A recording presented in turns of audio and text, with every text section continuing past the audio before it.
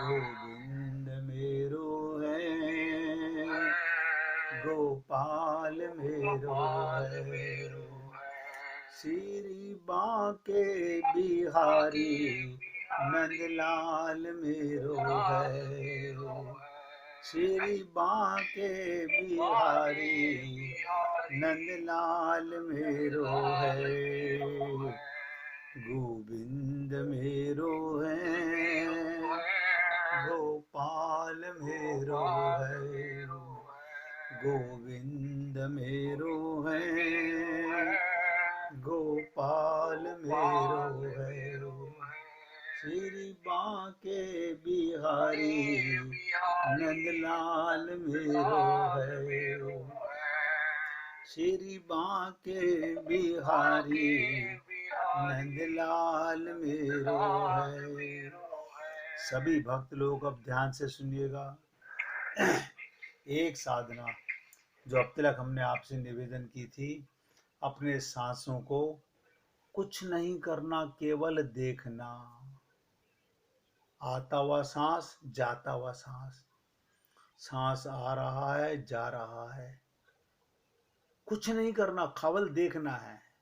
राजकुमार जी ने पूछा था क्या उसमें भगवान का ध्यान करें, फिर सांसों को नहीं देख पाओगे। अब दूसरा सुनिएगा, इससे आगे की कड़ी बता रहा हूं, इससे आगे की सीढ़ी बता रहा हूं। जब सांस लेते हो तो सांस जाने में और आने में कुछ क्षण के लिए, कुछ पल के लिए सांस रुकता है। क्या मतलब? आपने सांस लिया, गैप आता है वापस आने में, उस गैप को ध्यान कीजिएगा। सांस आया, आया, फिर रुके, ये अब वापस आया। वो जो रुकना है, ऐसे ही जाकर के वापस आने में भी रुकता है, दोनों तरफ से। ये दूसरी सीढ़ी बता रहा हूं। जिसने पहली क्रिया की है वही दूसरी सीढ़ी पर आगे बढ़ पाएगा।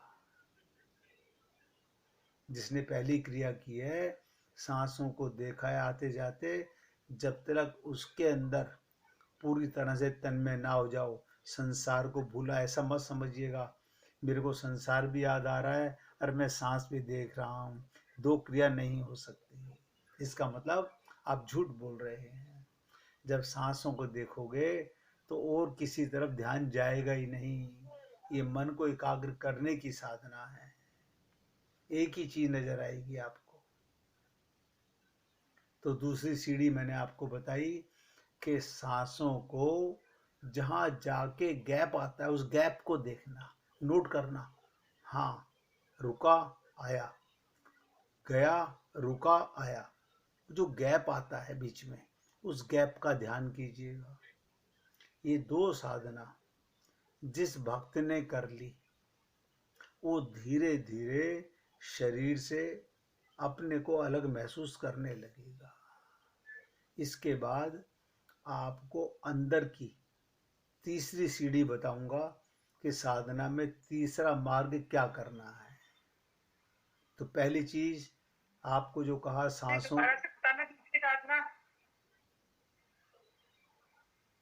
कहाँ खो गए थे? मेरा वो बंद हो गया था नेट। चलिए सुनिए, ध्यान से सुनिएगा।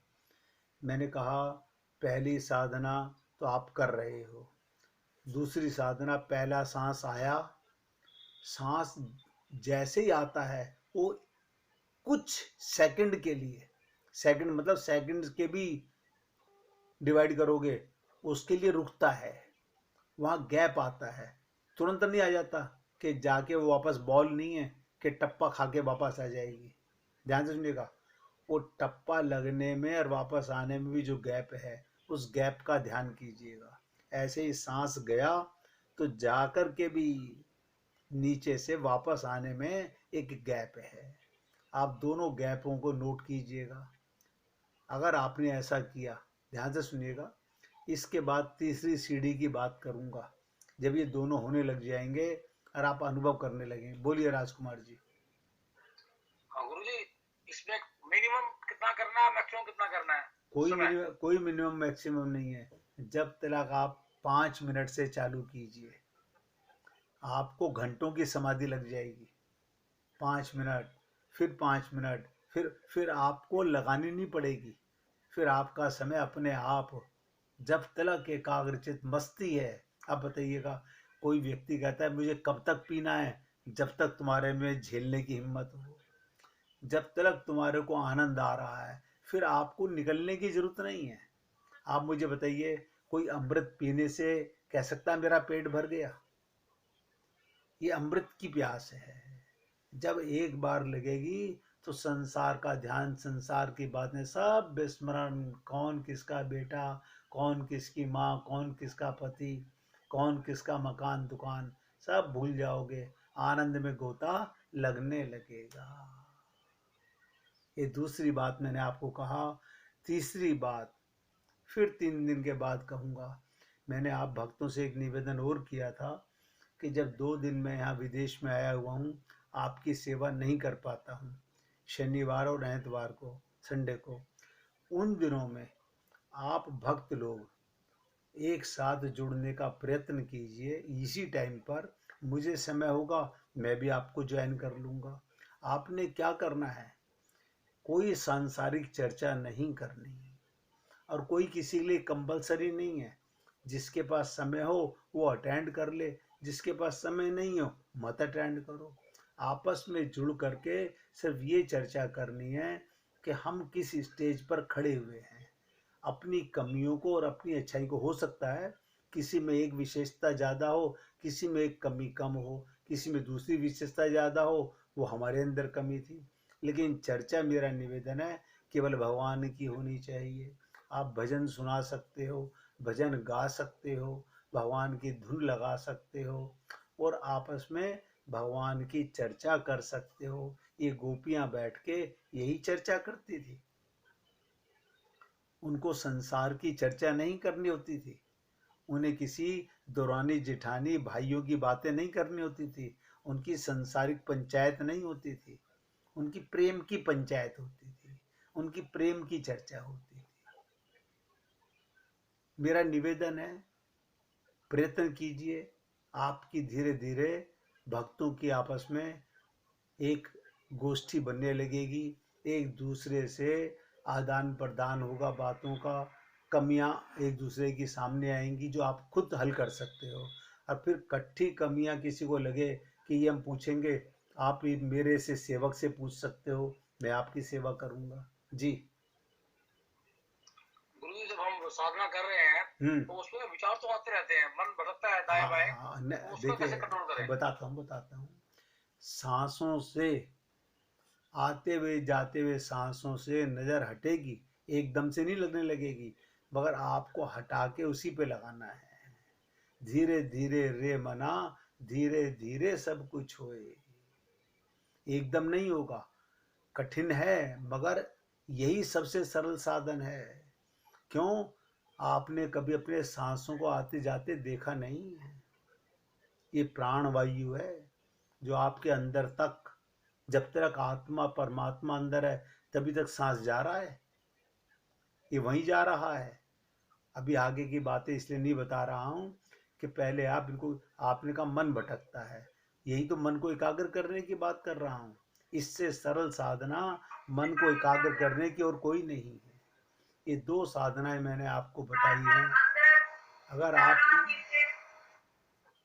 अगर आप इनको करेंगे तो आपको बहुत अधिक लाभ होगा।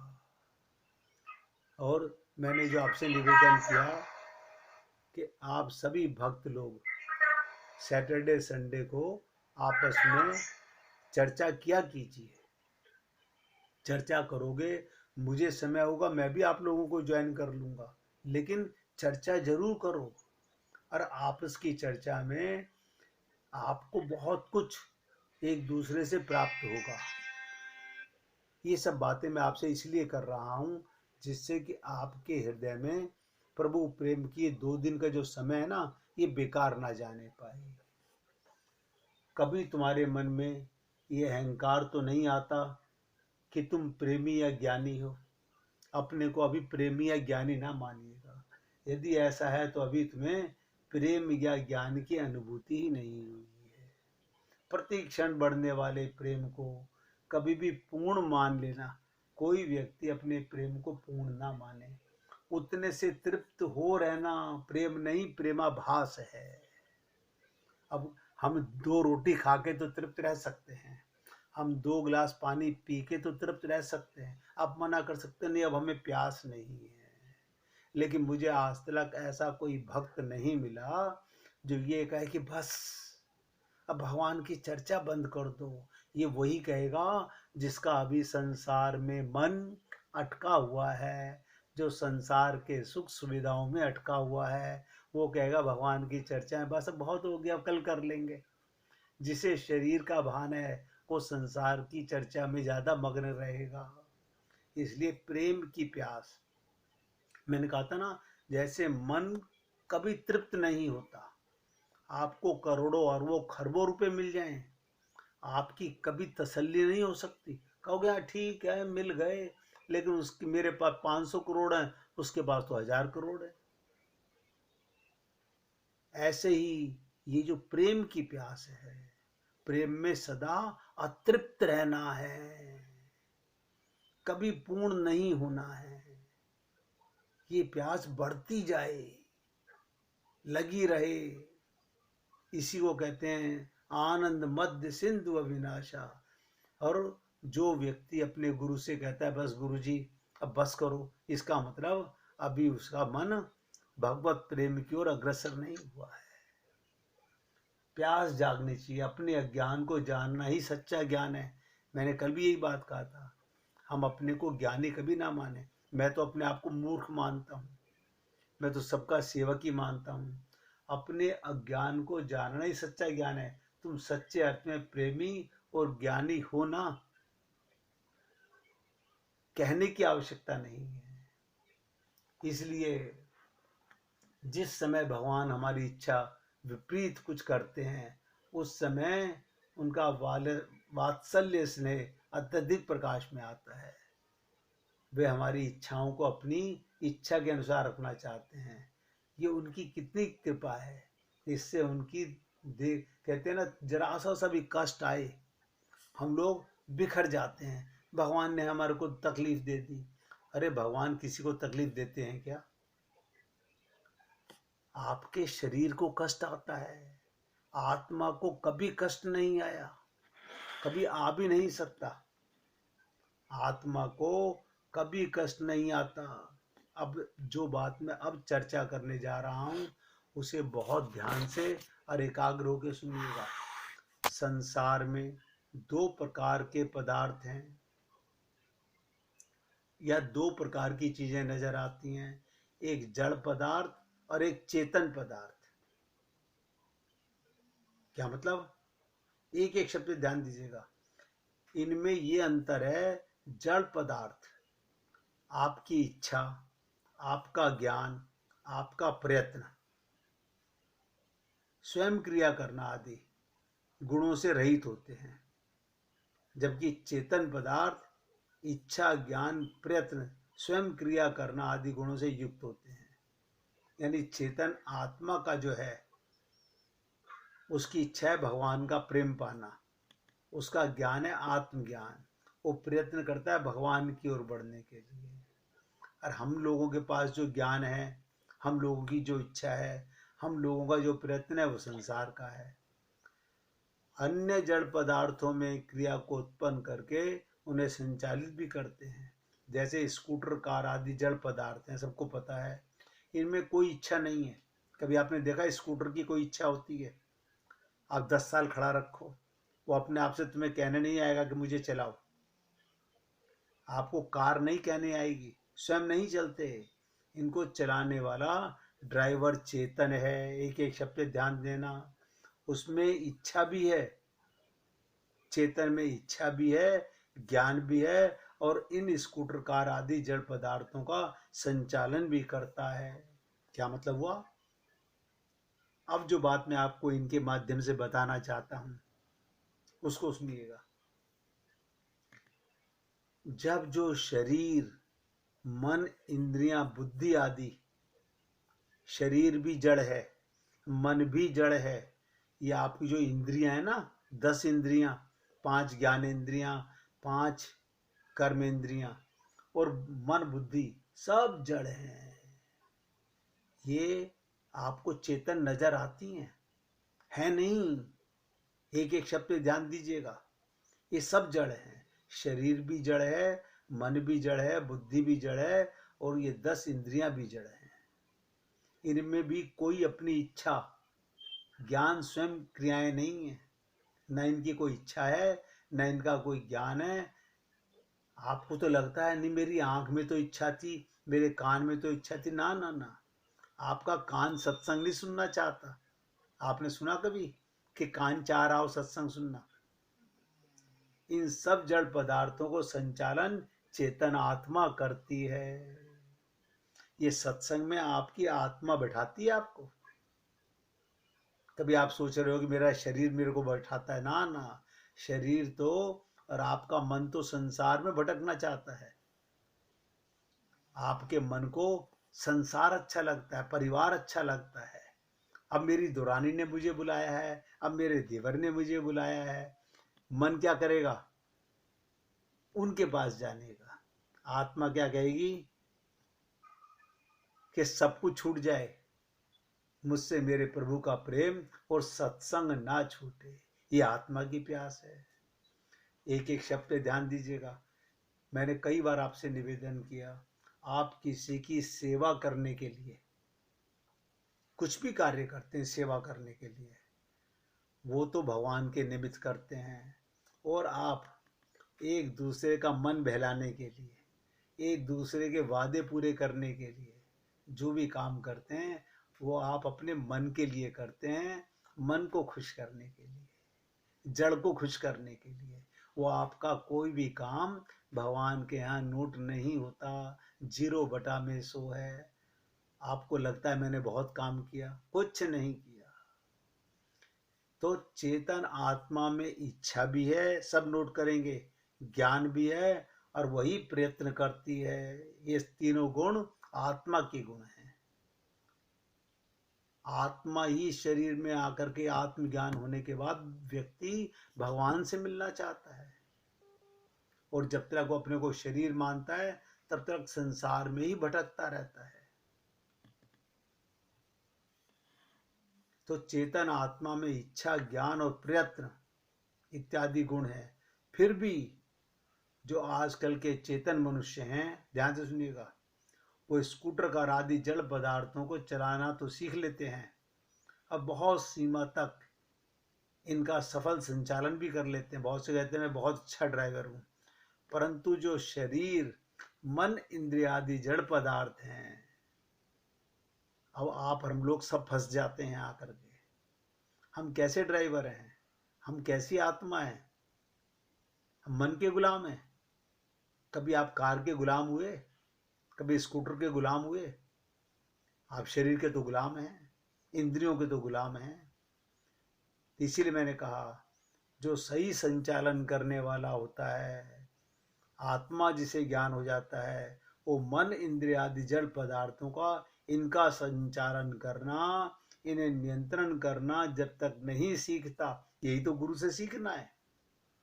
और हमें सीखना क्या है गुरु से? आपकी आंख की देखने की पावर गुरु नहीं बढ़ाएगा, आपके आत्मा से ये समझाएगा कि आपका आत्मा क्या चाहती है, आप क्या चाहते हो। अपने को मन मान के मत सोचो। और हम सब लोग आज तक किसी गुरु को समझ ही नहीं सके। अब हमारा परिवार कह रहा है तो वो तो हमें करना पड़ेगा। अरे बाबा, ये परिवार तो 4 दिन की चांदनी है, फिर छूट जाने वाला है। इनकी सेवा करनी है। इसलिए मैंने कहा, जैसे आप अपने स्कूटर की देखभाल, कार की देखभाल करते हो, इसी प्रकार ये मन, इंद्रियां जड़ पदार्थ हैं, शरीर जड़ है। इनका संचालन, इनका नियंत्रण करना जो नहीं सीखता, परिणाम क्या होता है? ध्यान से सुनो, परिणाम भी मन, बुद्धि, शरीर, इंद्रियों पर आजकल के मनुष्यों का ठीक नियंत्रण नहीं हो पाता, नहीं हो पाता।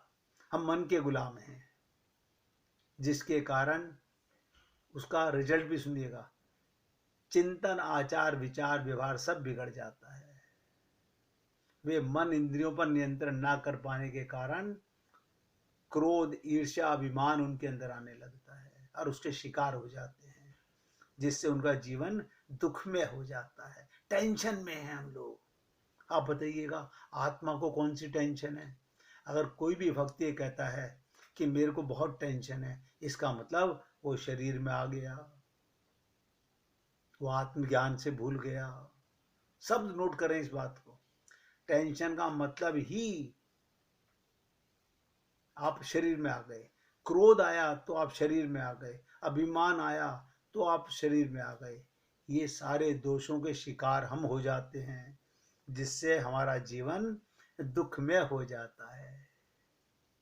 परमात्मा की संतान होते हुए हम इन जड़ वस्तुओं को अपना मान करके इनके गुलाम बन जाते हैं।